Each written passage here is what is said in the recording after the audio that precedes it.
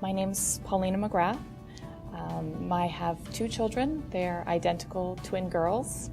Both of them are premature, and they are turning 1 year old next week. We had a very difficult pregnancy, and given that it was my first pregnancy, we didn't know, or we had no perspective per se as to what was going to happen and what the repercussions were of a difficult pregnancy.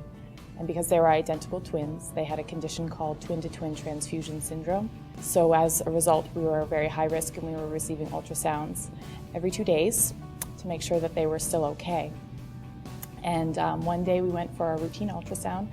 I was 32 weeks. They didn't think that I was going to make it past 25, and I proved them wrong. And we went to 32 weeks exactly. And on that ultrasound day, miraculously, we were there at the exact hour that we were. And Paloma, my little twin, her heart stopped on ultrasound and had a full arrest in utero. I leaped off the table with the doctor's help, and we ran into the OR. And I jumped on the bed, undressing down the hallway, running down the hallway, and jumped on the gurney, and less than 60 seconds from entering that OR, two the babies were born. And so they took them out and they saved them, just like that. But when they were born, even though they were 32 weeks gestation, they were more like a 20-week or 28-week baby, so they were micro-preemies. So we had a long road. It was 79 days in the ICU, 2 days in pediatrics, another 2 weeks in the IWK, and many, many, many appointments after that. I mean, an appointment every week, basically, followed by cardiology, occupational therapy, physiotherapy, high risk because they're premature, speech therapy.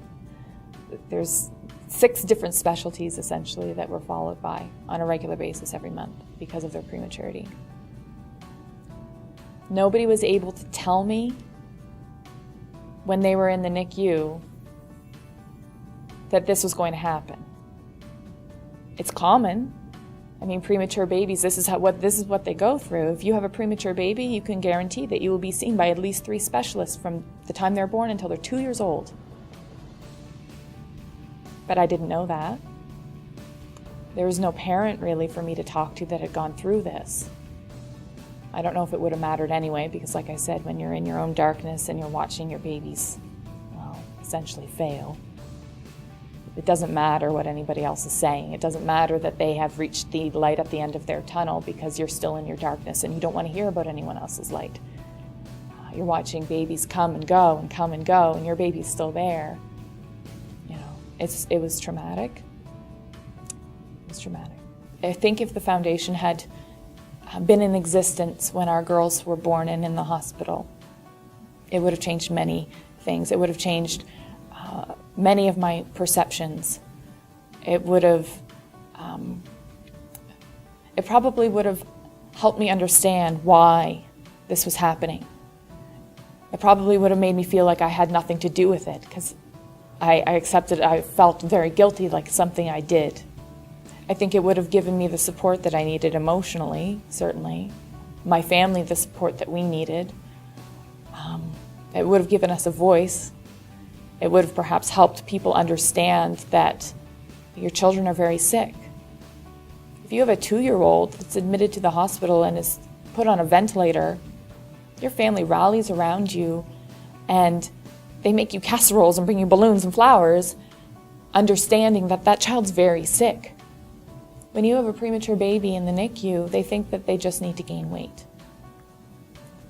So having awareness and having this foundation raise awareness, I think that would have been very helpful, and I wouldn't have to constantly explain, oh no, they don't just need to gain weight, they need to get better. I'm participating in this meeting today because the experience that I had in ICU, or in NICU with my girls, there was one side that was very positive. The services were invaluable, and we have very good and best practices in our region for certain things. There's the other side, I guess the public side, the lack of awareness and lack of understanding, and I want to participate in raising awareness and offering a voice to parents of premature infants. A lot of the challenges that we faced were related to maintaining income and maintaining our lifestyle. I'm a business owner, so I didn't get a maternity leave. So I struggled with that, and for my husband also to have time off.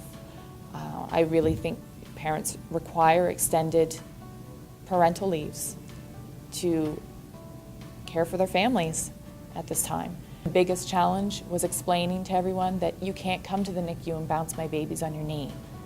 I can't even hold my babies right now. That was, I think, the biggest challenge.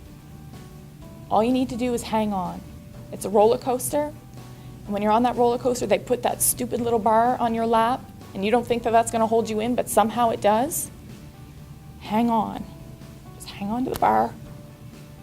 When you think you're going to fall off, when you think you're going to fly out, you just hang on to that bar. Ask as many questions as you want, and get angry. You're your only child's advocate, and advocate for them, and they need you.